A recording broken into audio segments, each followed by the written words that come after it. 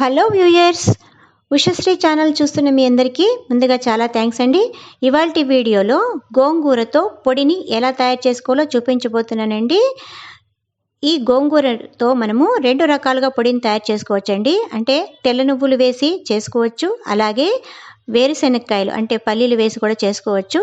ప్రస్తుతం అయితే నేను వేరుశెనక్కాయలు వేసి పొడిని ఎలా తయారు చేసుకోవాలో చూపించబోతున్నానండి. ఈ గోంగూర పొడిని తయారు చేసుకోవడానికి ముందుగా మనము గోంగూరను ఆకులను బాగా కాడలు లేకుండా ఒలిచిపెట్టుకోవాలండి. ఈ విధంగా కాడలన్నీ తీసేసి ఓన్లీ ఆకులను మాత్రమే తీసుకొని ఒలిచిపెట్టుకోవాలి. దీన్ని 2-3 సార్లు బాగా కడిగి ఇంట్లోనే నీడలోనే పొడి బట్ట మీద ఆరబెట్టుకోవాలండి, ఎండకు పెట్టకూడదు. ఈ విధంగా కాడలని తీసేసి నీట్గా ఆకులను ఒలుచుకొని 2-3 సార్లు బాగా కడిగి మనము ఇంట్లోనే పొడిబట్ట మీద ఆరబెట్టుకోవాలి.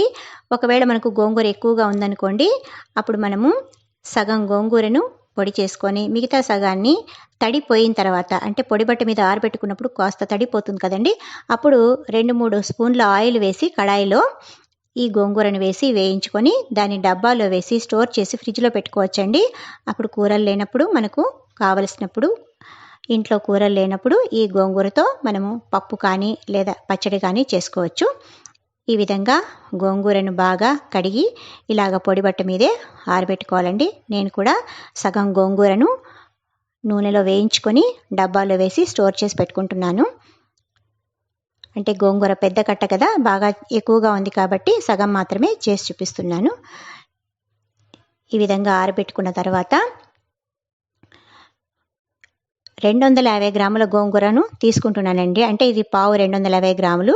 ఈ 250 గ్రాముల కొలత ప్రకారంగా మీకు చెప్తున్నాను. అంటే మనము పావులోకి వేసినప్పుడు ఇట్లా గోంగూరను బాగా ప్రెస్ చేయాలండి. ప్రెస్ చేసిన తర్వాత అది బాగా పూర్తిగా నిండుగా రావాలి. ఈ విధంగా అంటే మీరు ఏ గ్లాస్ తీసుకున్నా కూడా ఆ గ్లాస్లోకి ఆకును బాగా ప్రెస్ చేయాలి. ఎందుకంటే ఎండిపోయి ఉంటుంది కదా, అందుకని బాగా ప్రెస్ చేసి కొలత ప్రకారంగా చేసుకుంటే మీకు పొడి టేస్ట్ బాగుంటుంది. ఈ విధంగా తీసుకున్న తర్వాత కడాయి పెట్టుకొని 2 స్పూన్ల ఆయిల్ వేసుకొని స్టవ్ వెలిగించుకొని ముందుగా మనము వేరుశెనక్కాయలను వేయించుకోవాలండి. ఈ వేరుశెనక్కాయలు కూడా నేను ఇప్పుడు 250 గ్రాముల చెప్పాను కదా ఆకు, అందుకని కాలు భాగం అంటే 1/4 పల్లీలు తీసుకుంటున్నాను. అంటే మీరు ఏ గ్లాస్తో తీసుకున్నా కూడా దానికి 1/4 పల్లీలు వేసుకొని వేయించుకోవాలి. ఈ విధంగా పల్లీలను బాగా దోరగా వేయించుకున్న తర్వాత చూసారా, పల్లీలను నిదానంగా దోరగా వేయించుకోవాలి. ఈ విధంగా వేయించుకున్న తర్వాత అదే కడాయిలోనే 2 స్పూన్ల ఉద్దిపప్పు వేసుకోవాలండి. ఈ విధంగా 2 స్పూన్ల ఉద్దిపప్పు వేసుకొని ముందుగా ఉద్దిపప్పును వేయించుకోవాలి. ఎందుకంటే ఉద్దిపప్పు కొంచెం నిదానంగా వేగుతుంది కదా, అందుకని ఈ ఉద్దిపప్పు కొంచెం దోరగా వేగిన తర్వాత అప్పుడు 2 స్పూన్ల ధనియాలు వేసుకోవాలి. అదే స్పూన్తోనే 2 స్పూన్ల ధనియాలు వేసుకోవాలి. ఇలాగ 2 టేబుల్ స్పూన్ల ధనియాలు వేసుకున్న తర్వాత 1 టేబుల్ స్పూను జీలకర్ర వేసుకోవాలి. ఈ జీలకర్ర ధనియాలు త్వరగా వేగిపోతాయి కదా, అందుకని ముందుగా ఉద్దిపప్పు కొంచెం దోరగా అయిన తర్వాత ఇవి వేసుకోవాలి. ఇలా వేగిన తర్వాత ఇవి కూడా కొంచెం దోరగా వేగిన తర్వాత ఇప్పుడు ఎండుమిరపకాయలు వేసుకోవాలి.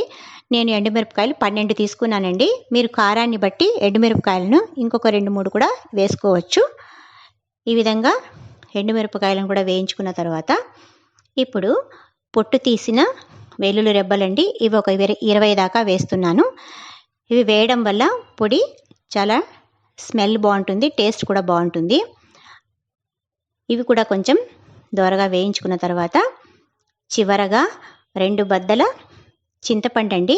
ఈ చింతపండు 2 బద్దలు వేసుకుంటే చాలు, ఎందుకంటే ఆల్రెడీ గోంగూర పుల్లగా ఉంటుంది కదా, కానీ ఇది వేయడం వల్ల టేస్ట్ బాగుంటుంది, అందుకని ఎక్కువ వేసుకోకూడదు. ఓన్లీ 2 బద్దలు మాత్రం వేసుకొని ఈ విధంగా వేయించుకోవాలి. ఇలా వేయించుకున్న తర్వాత మళ్ళీ అదే కడాయిలోనే 2 స్పూన్ల ఆయిల్ వేసుకొని ఇప్పుడు గోంగూరను వేయించుకోవాలి. ఇలా గోంగూరను వేసి మంటను సిమ్లోనే పెట్టాలండి, ఎందుకంటే ఆల్రెడీ బాణలి వేడిగా ఉంటుంది కదా, అందుకని మంటలు సిమ్లోనే పెట్టుకొని నిదానంగా గోంగూరను బాగా క్రిస్పీగా వచ్చేదాకా వేయించుకోవాలండి, మాడకుండా. గోంగూర బాగా బ్రౌన్ కలర్లోకి వస్తుంది, క్రిస్పీగా కూడా ఉంటుంది. అప్పటిదాకా వేయించుకోవాలి. చూసారా, ఈ విధంగా బాగా క్రిస్పీగా తయారైంది కదా, ఈ విధంగా కొంచెం కలర్ కూడా మారింది కదా. ఇలా వేయించుకున్న తర్వాత ఇప్పుడు మనము మిక్సీ జార్లోకి ముందుగా పల్లీలు వేసుకోవాలండి. పల్లీలు వేసుకొని ఆ తర్వాత ఇవి కూడా వేసేసుకోవాలి. అంటే మొత్తం అన్నీ ఒకటేసారి వేసుకోవాలి. వేసుకొని తగినంత ఉప్పు వేసుకోవాలండి. తగినంత ఉప్పు వేసుకొని దీన్ని పొడిలాగా చేసుకోవాలి. ఈ విధంగా పొడిగా గ్రైండ్ చేసుకున్న తర్వాత చూసారా, ముందుగా పల్లీలు, ధనియాలు, జీలకర్ర, మిరపకాయలు ఇవన్నీ మనము పొడిగా ఉప్పు అన్నీ వేసుకొని పొడిగా చేసుకున్న తర్వాత చివరగా గోంగూరను వేయాలి. ఈ గోంగూరను వేసి మళ్ళీ ఒకసారి గ్రైండ్ చేసుకోవాలి. ఈ పొడి వేడి వేడి అన్నానికి కానీ లేదా ఉప్మాకు కానీ అలాగే చపాతీకి కూడా చాలా బాగుంటుందండి. ఇలాగా చివరగా గోంగూరను వేసి మిక్సీకి వేసుకోవాలి.